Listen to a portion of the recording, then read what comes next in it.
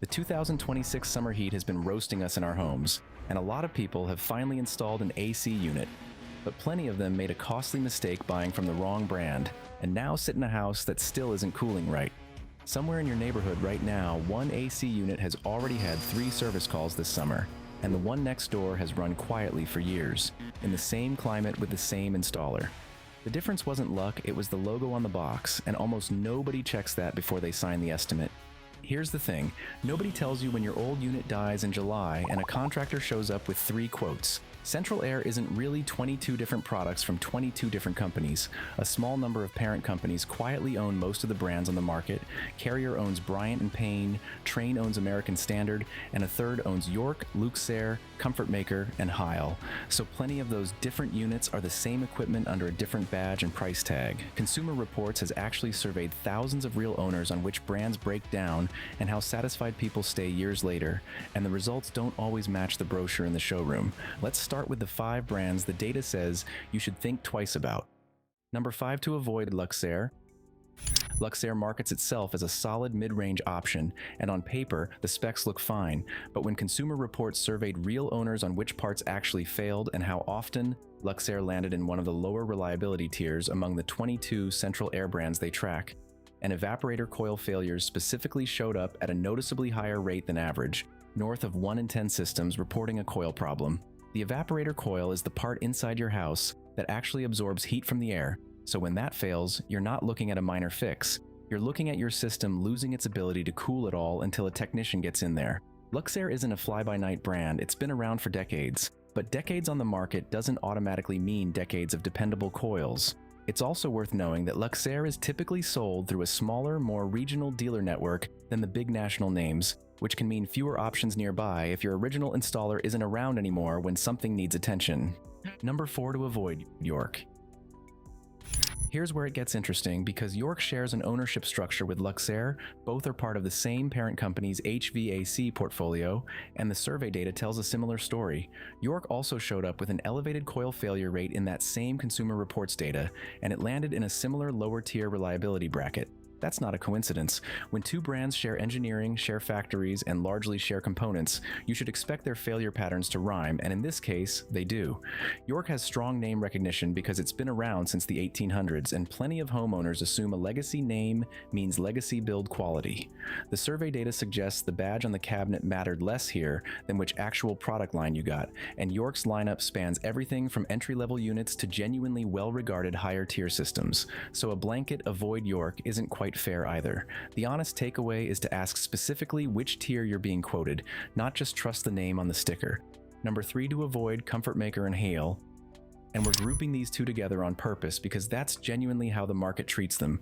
Both brands sit under the same corporate umbrella as several other names in this space, and they're built on shared platforms rather than being independently engineered from the ground up.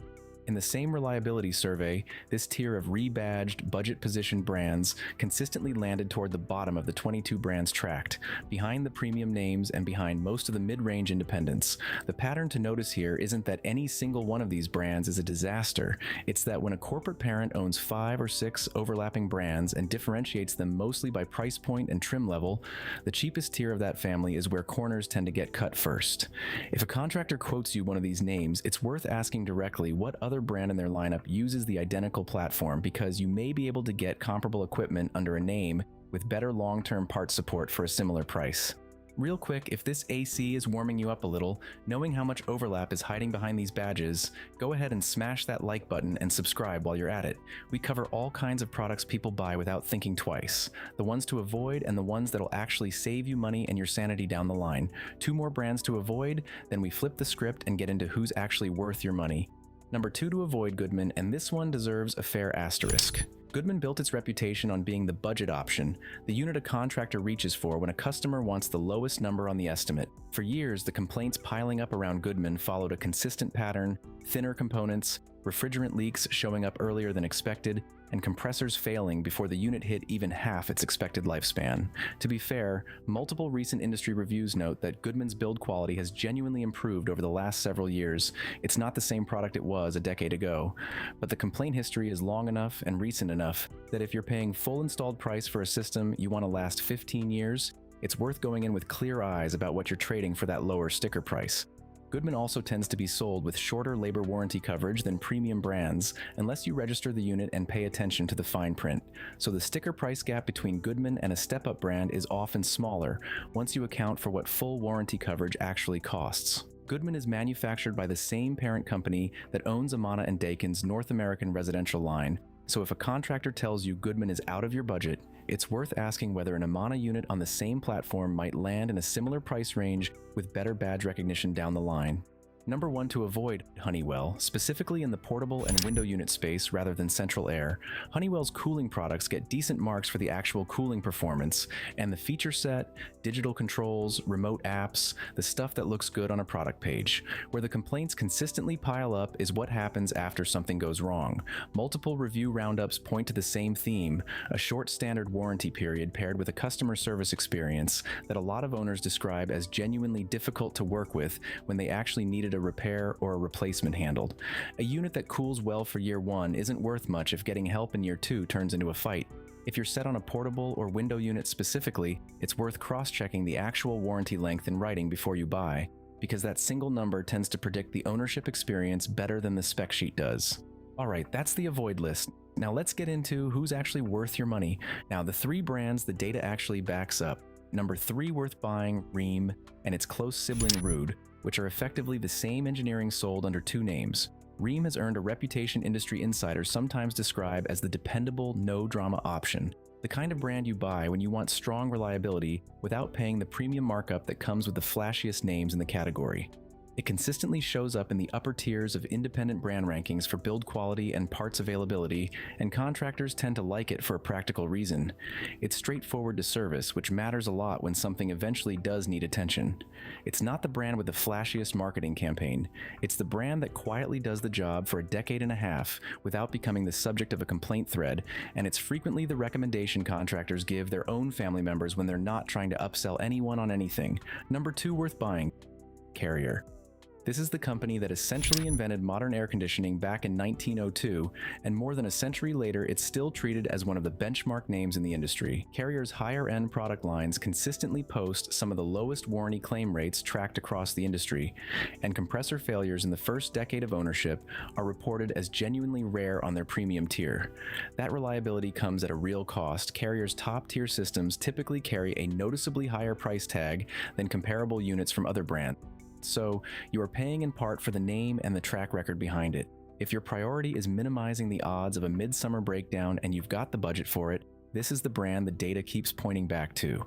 Carrier's mid-tier lineup also holds up reasonably well if the top-of-line pricing is out of reach, so you don't necessarily have to buy the flagship model to get most of the reliability benefit the brand is known for. Carrier also owns Bryant and Payne, 2 names built on largely the same engineering at a step down in price, so if the Carrier badge itself is out of budget, those 2 are the closest thing to a discount on the same underlying platform. Number 1 worth buying: Trane, alongside its badge sibling American Standard, which shares Trane's engineering and largely the same components under a different name.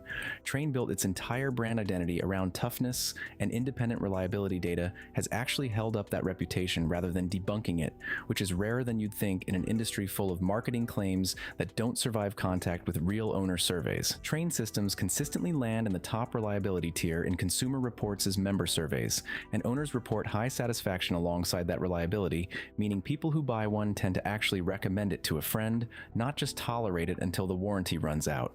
Trane also tends to have stricter installation requirements for the contractors who sell it, which sounds like a downside until you realize that stricter standards on the install side are a big part of why the finished systems perform as well as they do. If you're only going to trust one name on this entire list, the data suggests this is the one that's earned it. And if the Trane quote comes back higher than you expected, it's worth asking your contractor for an American Standard quote on the same equipment tier, since it's frequently built on the same platform for a slightly lower price under a name that gets less marketing spend. If you made it all the way here, the actual lesson isn't buy this brand, avoid that one as a standalone rule. It's that this entire industry is built around a small number of parent companies stacking multiple brand names on top of the same handful of engineering platforms, and the brand on the cabinet is really a proxy for which tier of that platform you're getting. A great brand installed badly by a rushed contractor will still give you a bad system. A solid mid-tier brand installed correctly properly sized for your home, with the ductwork checked and the refrigerant charge verified, will usually outperform a premium name that got slapped in wrong. The brand matters, the installer matters just as much, maybe more. So before you sign anything, ask your contractor 3 questions. Ask what parent company owns the brand they're quoting, and what other names in that portfolio use the same platform, so you know whether you're paying a premium for genuinely different engineering or just a different sticker. Ask them to walk through the load calculation for your actual house, not a generic size based on square footage, because an oversized or undersized unit will underperform no matter whose logo is on it. And ask what they actually test and document after installation, airflow, static pressure, refrigerant charge, because a contractor who can't answer that question is the real risk here, more than any brand on this list. A 5-minute conversation covering those 3 questions will tell you more about how your next 15 summers are going to go than any brand name on the spec sheet. Alright, if this whole video just changed how you're going to read your next HVAC quote, that's your cue for one last like and subscribe. Drop a comment and tell me which brand is sitting outside your house right now. Team Train, Team Carrier, Team I have no idea and I'm about to go check. I read every comment and I promise we cover way more than just AC, appliances, tools, anything people buy without checking who's actually behind the badge first. And if you haven't subscribed yet, hit that subscribe button and ring the notification bell, because next time your AC starts making a noise it's never made before, you're going to want to already know what we've covered. Remember, the best air conditioner was never the one with the biggest logo on the truck outside your house. It's the one backed by actual owner data, installed by someone who checked the numbers instead of eyeballing it, quietly doing its job for 15 summers while the neighbors keep calling their guy back. Look up the parent company before you look at the badge, ask the 3 questions before you sign, and the rest of this tends to take care of itself.